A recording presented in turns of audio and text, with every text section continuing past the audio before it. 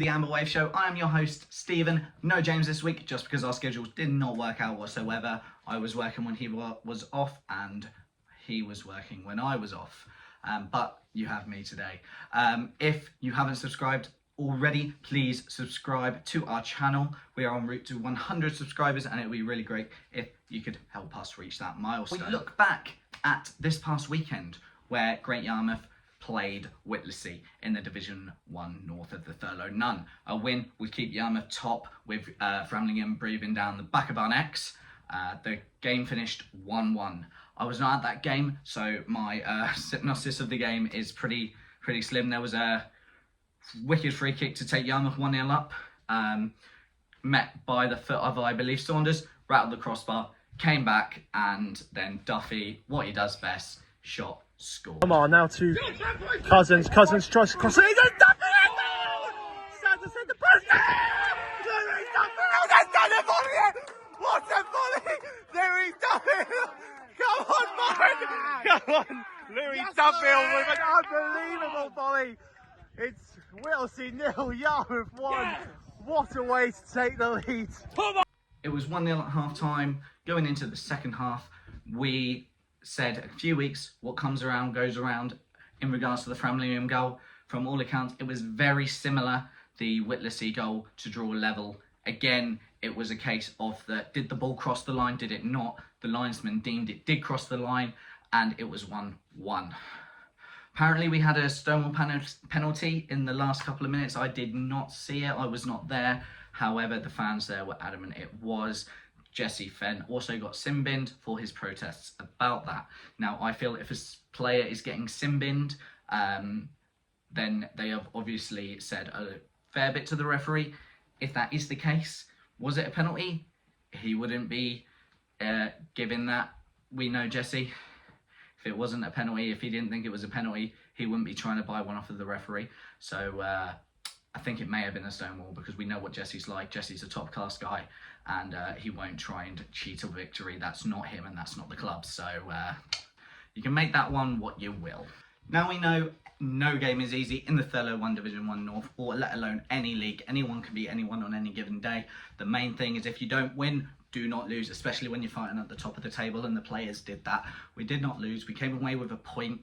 Framlingham won that game, which meant we did go second, but just on goal difference. Same games played, and we have a game in hand. Now, moving on to Monday's game against Norwich CBS. Obviously, we were looking to extend our lead at the top, hoping that Framlingham would drop points to Leiston. The game started in blistering fashion for the Bloaters.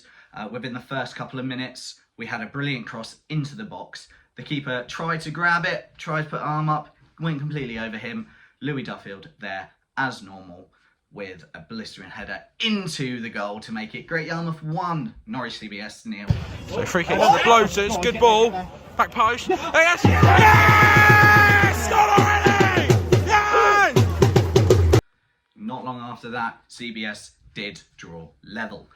Shot just about the 18-yard box, came whipping in at Brandon. Brandon saved it. It was straight at him. He saved it. Unfortunately, he did not grab hold of the ball. It got lost between his feet, and then number 11 for CBS was able to slot it past into the net to make it 1-1.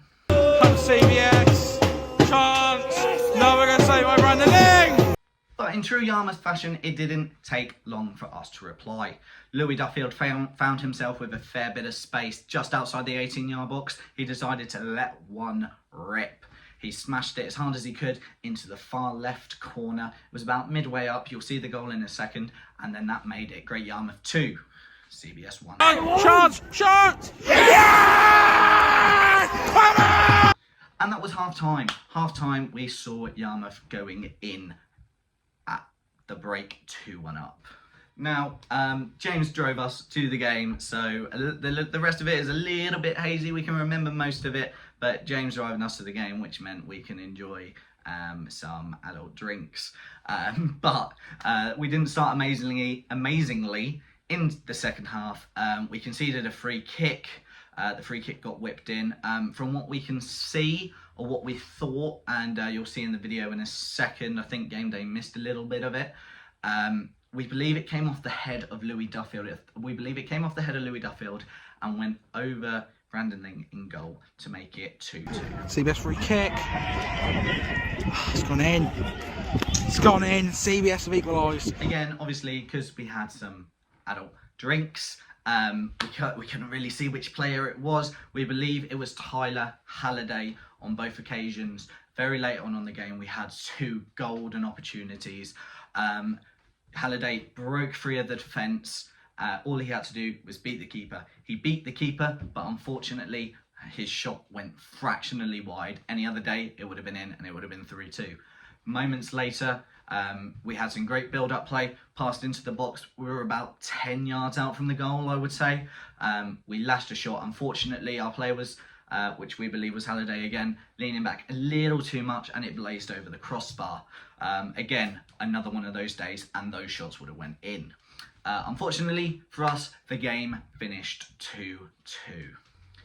Now, we want to sort of address a couple of things that we saw on social media over the past few days, especially coming off the back of that great Yarmouth draw. Okay, yeah, it wasn't an amazing game. It wasn't. No stretch of the imagination. Yes, we had chances to put it to bed. But what we've seen on social media with the disrespect to some players, we don't feel is warranted at all. Now, these players, they work full-time jobs. They work 40-hour weeks. They give up their weekends instead of going to visit family, instead of visiting friends, instead of out going and have a drink.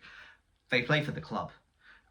They put on the shirt and they give 100% every single time. Now, no team is going to win 100% of their games. You look at any league and not one team has won every single one of those games this season. We feel that the players are doing their absolute best. And look, last season we survived relegation. Last season we had a brilliant end to the season, and we finished on 38 points. We're on 83, 84 now.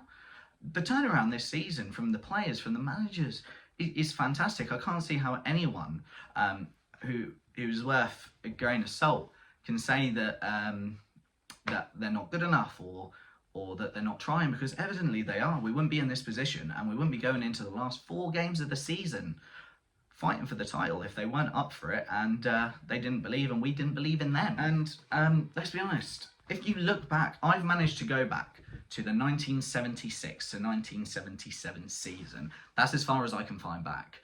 The most points we have accrued in a single season is 90. And that's at the end of the season. That was in the 09-010 season. We've got 4 games left to play. We've got 4 games left and we're on 84 points. If we win 3 out of those last 4, if we win 3, we can afford to lose. And if we do lose, I'm not saying we will, if we do lose, we will finish with an extra 9 points in 3 wins. That'll be 91. If we finish on 91, that is the best points tally any single Yarmouth team has made since I can find the records back to. So any of the negativity that anyone says on social media about the club, about the players, is definitely unwarranted. You've got the best players at the moment in those Yarmouth shirts, and they're 3-4 games away from history. It will be the highest points total for 50 odd years. So what more can you say? These guys, they give everything on the pitch, off the pitch. They risk injuries, and then they've still got full-time jobs. If they were in the National League and they were full-time players, and they don't have other jobs, it might be a little bit different. But look, they're amazing at what they're doing, and we need to back them 100%, because not only do they deserve it, they've earned it as well. Now, quickly, we'll just go over the Framlingham results, because obviously it is now a 2-horse race. After this weekend's results, it is now statistically impossible for us to finish any lower than 2nd, which means if we don't get promotion, automatically as champions, we will be in the playoffs and at home on the semi-final, and if we get through that, at home to the final. On Saturday, Framlingham played Harwich and Parkston. We thought, going into this game, prior to the match, Harwich can get something off of this. Unfortunately, they did not. Harwich were 2-0 down in the first half, 1-0 down in the second half, meaning that Framlingham won that game 3-0. Now, obviously, with us drawing against Whittlesey, on Saturday. That did mean we went second, same points. Framlingham have a far superior goal difference. However, we have that one game in hand. Going on to Monday, we knew that Framlingham were playing Leiston under 23s, effectively Leiston's reserve team. That's going to be a hard for Leiston team. They're not doing amazingly in the league. We thought that they were going to that Framlingham were going to win. We honestly thought they were going to win live 4-0.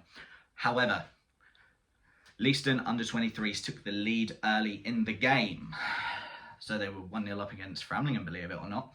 Unfortunately, though, in the latter stages of that first half, Framlingham equalised. So as it stood at half-time, we would go back top with us winning and Framlingham drawing by 2 points. 2 points? Yeah, 2 points that would be. In the second half, though, midway through, Leiston under 23 scored again to make it Leiston under 23s 2. Framlingham Town 1. And that's how it finished, which means the league table, if I can work my magic, if not, it's going to look really stupid, but I'm going to try and put the league table here. I don't know if we will or not, it depends on how good I am at editing.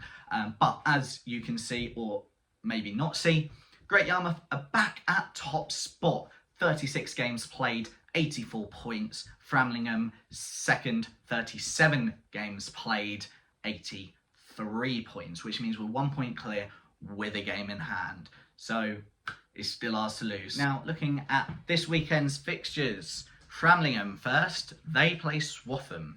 Swaffham, in their last 5 games, they have not won. They've not won one in their last 5. They've drew one. That was to Sudbury Reserves, who actually haven't won since January when they beat Swaffham in the first sort of leg of it. And they've also lost 4 games. One of those games was actually against the team that they're playing, Framlingham, and that was a 6-0 demolition job. Now on to Framlingham Town. Framlingham Town have won 2, drawn 2 and lost 1, so they're not in the best of form. However, I do believe that they are way too strong for Swaffham, and honestly, I could see another 6-0 demolition job, unfortunately, because Framlingham is such a good team, in all honesty. But yeah, Framlingham won 2, drawn 2, lost 1. That one loss was to Great Yarmouth. Now, looking at a Yarmouth fixtures, Yarmouth are away to Parson Drove. We played them recently at the Wellesley. We actually went 2-0 down to them, 2-0 down at half-time, and we came back to win 3-2. Absolutely amazing. In the last 5 fixtures, Great Yarmouth have won 3 of them, drawn 2 of them, and we do not have a loss in the last 5. Now, looking at Parson Drove. So Parson Drove in the last 5, they've won 1 match, they've drawn 1, and they've lost 3. They sit 13th in the league. On paper, it should be a Yarmouth win, but as we know and as we keep saying, no game in this league or any league is easy. They're going to want to win. They're the ones that are going to want to say, we're the ones that stop Yarmouth getting promoted. Every team is going to say the same. Every team is going to say the same, that they want Yarmouth to stop Yarmouth getting promoted. How amazing that is. And the exact same for Framlingham. Every team's going to go out and want to beat Framlingham. They both want to beat the top 2. So it's going to be a really good game. I reckon it's going to be close, but I do think Great Yarmouth are going to win. I think they're going to edge it. I think they're going to switch on. And I think it is going to be Great Yarmouth Town 3. Parson Drove 1. And now it's competition time again. We didn't do one last week, apologies. But we're back for this week. We hit the arcades again for this week's challenge, and me and James had a go at the punch bag. Pretty much, you can guess who's going to win, but if you want to see this, it was very painful for me.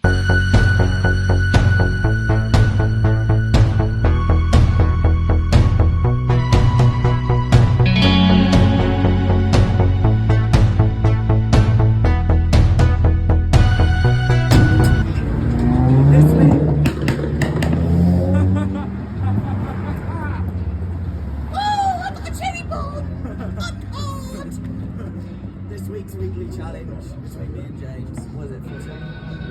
It's 4-2 scores. Punch bag. This is going to be 5-2, Stephen. Shall we let James do the honours? Me go first. I've got Stephen the Seagull that we spent 700 tickets for. Hang on.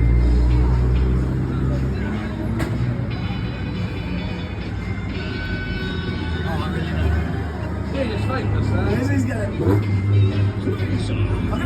wrist. That's a good video. I don't punch enough. Break the wrist, it's a great video.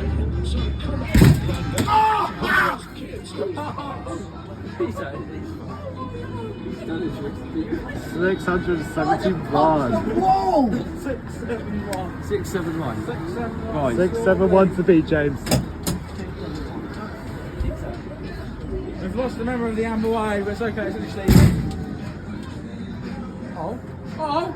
Oh, it wasn't far off. That wasn't far. It was not far off at That all. was close. Yeah! That could have stayed in him. Stephen's the winner in terms of the challenge, but I don't know about his wrist. This man has won, but unfortunately, due to the state of his wrist. So that's 5-2 to Stephen. Morally, you have won, but physically, he has won. It's on a trip to the James Packet. Wait, Stephen, you won. Yay! Yay! Yes, you punched. Punch the wall. Back to us sitting on the sofa.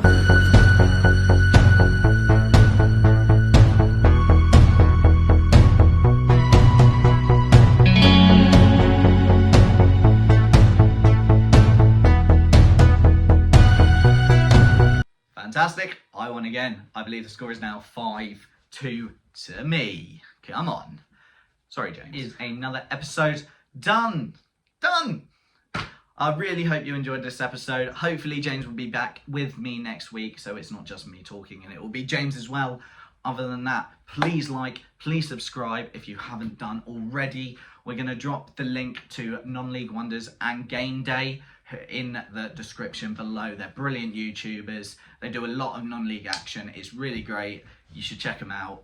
They've also given us exclusive permission to use any of their videos for the goals in our YouTube, which is really nice of them, and we can't thank them enough. It just makes our episodes look a little bit better, because instead of me talking through mindlessly of the games and forgetting what I'm saying half the time, you can also see the goals as well. But check them out, like and subscribe to them. If you haven't done already, follow us on our socials at AmberWaveGY on Twitter or X now, and if you type in Amberwave on Facebook, you will find our page. Other than that, we will see you next week for another episode of the Amber Wave Show. Good night.